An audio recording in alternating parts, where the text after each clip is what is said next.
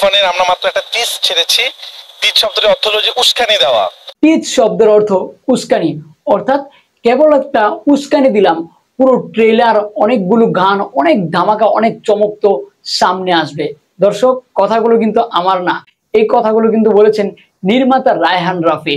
আমরা মাত্র একটা উস্কানি দিয়েছি, আরো অনেক উস্কানি বাকি আছে, এখনো ট্রেলার বাকি, এখনো অনেকগুলো গান বাকি, এখনো আসল অ্যাকশন বাকি। দর্শক, বিএফডি এর অ্যাওয়ার্ড অনুষ্ঠানে অংশগ্রহণ করে অনেকগুলো অ্যাওয়ার্ড পুরস্কার রায়হান রাফি হাতে নিয়ে এই কথাগুলো আমাদের সাথে শেয়ার করেছেন।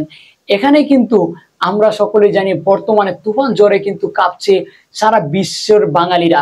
এখন এই তুফান ঝড়টা উনি এখনো কিন্তু বলে আসছেন যে এই সিনেমার মাধ্যমে আমরা বাংলা চলচ্চিত্রকে অনেক দূর এগিয়ে নিয়ে যেতে চাই। এখানে অনেকে বলতো আমাদের বাজেট নেই কিংবা আমাদের বাজেট স্বল্পতা।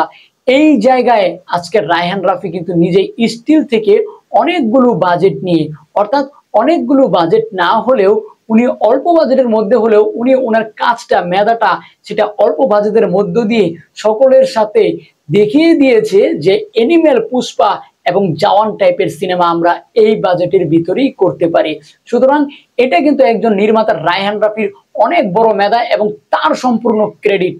আপনি যদি মনে করেন যে এটা শুধুমাত্র শাকিব খানের ক্রেডিট, তাহলে কিন্তু ভুল। এখানে কিন্তু প্রধান ক্রেডিটটা দিতে হবে রায়হান রাফিকে, কেননা এর আগে কিন্তু শাকিব খান অনেকগুলো সিনেমা করেছে কিন্তু এইভাবে কখনো প্রেজেন্ট হয়নি। শাকিব খান তো বরাবর ভালো অভিনয় করে, উনি তো মেগা স্টার, সেটা বলার আর অপেক্ষা রাখে না। উনি অল টাইম মেগা স্টার। ওনার চোখের এক্সপ্রেশন, ওনার সিনেমায় কোনো বাজেট লাগে না, ওনার চাউনি, এক্সপ্রেশন, ওনার সমস্ত লুক দিয়েই কিন্তু ওনার দর্শকদের উনি টানতে পারে। তবে সেই সমস্ত লুকের সাথে যদি রায়হান রাফির মতো একজন ডিরেক্টর অ্যাড হয়ে যায়, তাহলে তো 2-2-4 না হয়ে 2-2-22 হয়ে যায়। দর্শক, কথাটা একটু আমি ঘুরিয়ে বললাম, যাদের মেধা আছে তারা অবশ্যই বুঝবেন। এই জায়গায় থেকে আজকে বাংলা সিনেমা অনেক দূর এগিয়ে যাবে এবং রায়হান রাফি নিজে যেহেতু এখন পর্যন্ত প্রাউড ফিল করছে, এখন আমরা অনেকে বলবেন যে যেই সিনেমায় হোক প্রত্যেকটা সিনেমা ডিরেক্টর তো প্রাউড ফিল করেই। যেমনটা কিছুদিন আগে আমরা ইকবাল সাহেবকে দেখেছিলাম, ওনার ডেড বডি নাকি বাংলাদেশের ইতিহাস গড়বে, কিন্তু ইতিহাস অবশ্যই গড়েছে, 3 দিনের মাথায় সিনেপ্লেক্স থেকে নামিয়ে দিয়েছে। এটা কি ইতিহাস নয়? যাই হোক দর্শক, এই টাইপের ইতিহাস করার জন্য অনেক ডিরেক্টররা চাপা মারে, তবে এই প্রথম একদম স্টিল দেখলাম রায়হান রাফিকে। উনি যতটুকু বলেছেন তার চাইতে বেশি আমরা পেয়েছি।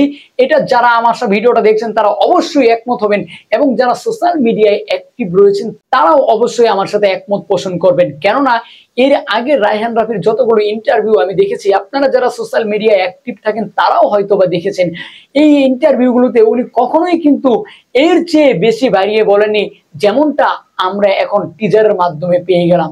সুতরাং এই ঝলক কিন্তু এখানেই শেষ নেই, এখনো গান বাকি, ভিলেন বাকি, এমনকি এই সিনেমার শেষ দৃশ্যে কি থাকছে, শেষ বেলায় কি থাকছে, সেই চমকটাও কিন্তু বাকি।